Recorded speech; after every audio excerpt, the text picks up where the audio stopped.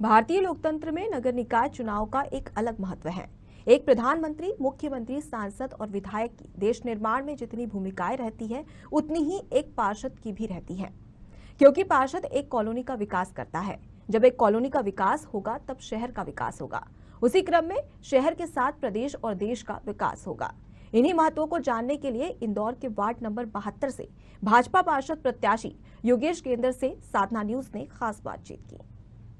शहर में 85 वार्ड हैं और इन 85 वार्डों को यदि हम वर्गीकरण करें, विभाजन करें तो ABC विभागों में हम कर सकते हैं, क्योंकि कुछ बहुत अच्छे हैं जहां पर किसी तरह की कोई समस्या नहीं है, कुछ ऐसे हैं जहां पर छोटी मोटी समस्याएं हैं, कुछ ऐसे हैं जहां पर बहुत ज़्यादा समस्याएं हैं, सालों से समस्याएं चली आ रही हैं। लेकिन इस वक्त हम वार्ड 72 में बैठे हुए हैं, जहाँ पर भाजपा के प्रत्याशी योगेश केंद्र जी हमारे साथ में मौजूद हैं। ये पॉश इलाका है, अधिकतर लोग यहाँ पर संपन्न हैं, किसी तरह की कोई बहुत बड़ी समस्या नहीं है। योगेश जी से आप बात करते हैं। योगेश जी, 72 जैसे वार्ड शहर में कम हैं, जहाँ पर समस्याएं बहुत कम हैं, ऐसे में लोगों के बीच आप कैसे जा रहे हैं और उनसे क्या कम्युनिकेट कर रहे हैं, क्या बातचीत कर रहे हैं? सर्वप्रथम तो मैं आप सब लोगों का स्वागत करता हूं। इस शहर का एक ये महत्वपूर्ण वार्ड है।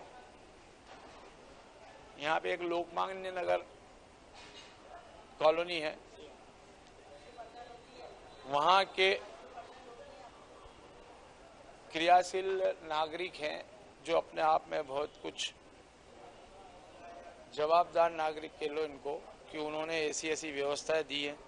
वहाँ एक संस्था ऐसी भी है जिनने इस शहर को ये आइडिया दिया है कि स्वच्छ शहर कैसे हो सकता है। घर घर कचरा कलेक्शन का जो हमारे यहाँ ये कायदा आया है, जो ये हमारे यहाँ प्रथा आई है, और जिससे आज हम पूरे भारतवर्ष नहीं अपितु पूरी विश्व में एक आज एक चर्चित नाम है इंदौर का। तो वहाँ कहीं ना कहीं ये क्षेत्र उसके लिए प्रेरणादायक क्षेत्र है। वो प्रेरणा यहीं से जन्मी है। तो मैं सौभाग्यशाली हूँ कि मुझे भारतीय जनता पार्टी ने यहाँ उन लोगों के दर्शन करने का अवसर दिया है और मैं उनकी सेवा करने के लिए यहाँ आया हूँ। सभी यहाँ संभ्रांत, व्यावसायिक, प्रशिक्षित, सुशिक्षित लोग अधिकतर यहाँ निवास करते हैं, जिनकी हमेशा ये कामना रहती है कि मेरा शहर, मेरा समाज, मेरा क्षेत्र, मेरा राष्ट्र किस तरह आगे बढ़े।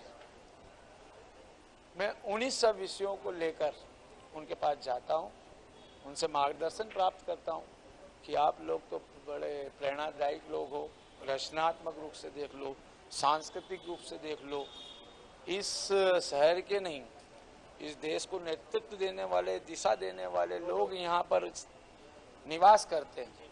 ये एक तरीके से ऐसी कर्म भूमि है जो इस देश को सांस्कृतिक व्यवस्था में, रचनात्मक व्यवस्था में, धार्मिक व्यवस्थाओं में आगे ले जाना का कार्य करती है। ये जो क्षेत्र है वो एक बहुत ही, ये समझ लीजिए कि बहुत ही प्रेरणादायक लोगों का, प्रेरणावान लोगों का, इस देश को दिशा देने वाले आदर्श लोगों का एक वार्ड है। आप प्रत्याशी के तौर पर हैं और आप यदि जीतते हैं तो आप किस तरह से इस विचार को आगे बढ़ाएंगे? मतलब आप कैसे माकूल होंगे इस पार्षद पद के लिए? मेरा सर्वप्रथम प्रयास तो ये होगा कि एक वास्तविक रूप से यदि देखा जाए तो पार्षद पद का जो चुनाव होता है, पार्षद की जो भूमिका होती है वो एक सेतु की होती है क्षेत्र की जनता के बीच में और नगर पालिका निगम के तंत्र के बीच में। तो मेरा हमेशा प्रयास ये रहेगा कि मैं ज़्यादा से ज़्यादा प्रयास करके इस आदर्शवान वार्ड के लिए अच्छे कार्य कर सकूं। जो सोच यहाँ के लोगों की है, उस सोच के साथ अपने आप को ढाल के और इस राष्ट्र के निर्माण में अपनी भागीदारी कर सकूं। जहाँ कहीं कुछ पिछड़े हुए यहाँ जगह है जहाँ कार्य करने की आवश्यकता है, शिक्षा और स्वास्थ्य में प्रमुख आवश्यकता है, जहाँ पे शिक्षा स्वास्थ्य एक ऐसा चीज है कि जिसमें हम यदि कार्य करते हैं तो हमारे भविष्य का और राष्ट्र का निर्माण होता है। तो मेरा उस दिशा में कदम रहेगा। कुछ समस्याएं ऐसी है कि जिसको खुरापति दिमागों द्वारा पैदा किया हुआ गया है और उसका हल भी उन्हीं लोगों द्वारा प्रस्तुत किया गया है। और तथाकथित रूप से जनसेवक वाली व्यवस्थाएं। अब जनसेवक तो पार्षद का मतलब ही नहीं जनसेवक हो गया, अब उसके लिए कोई अतिरिक्त शब्द तो आता नहीं है।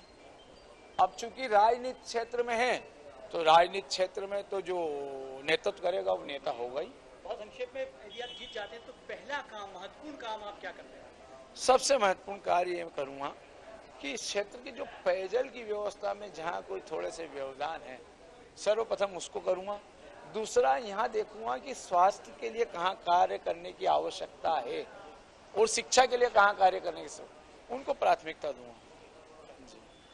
तो योगेश केंद्र जी जिस वार्ड से हैं वहाँ पर पढ़े लिखे लोग हैं, संपन्न लोग हैं, और उसी तरह से बात भी कर रहे हैं योगेश जी की उनकी जो विचार प्रक्रिया है, उनकी जो रचनात्मक क्रियाशीलता है, उसमें वो सहभागी बनेंगे और लोगों की समस्याएं हैं, लोगों के जो विचार हैं, उसमें साथ बैठकर उनसे बातचीत करेंगे। मुझे लगता है एक पार्षद की यही भूमिका होती है कि वो अपने वार्ड के लोगों के हिसाब से बातचीत करे, उनके अनुसार काम करे। आप देख